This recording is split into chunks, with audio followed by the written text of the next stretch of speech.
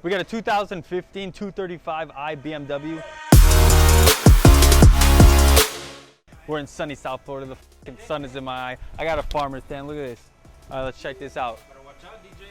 Let's start from the beginning over here. Coming from the flex pipe, we're running it all the way down. Stock, boom, right here. Chopped off the resonator. Coming back, we got Gio and DJ, our fabricators, working on the muffler delete. Over here, we put the Y pipe in, took out the old muffler, and leaving the stock tips. This is the old muffler right here. It's gonna open this car up a whole lot more.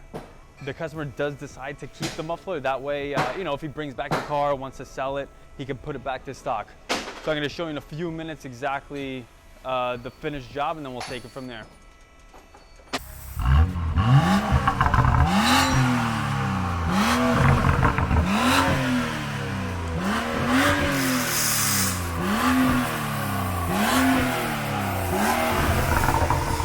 Pops and bangs. Make sure you drop a thumbs up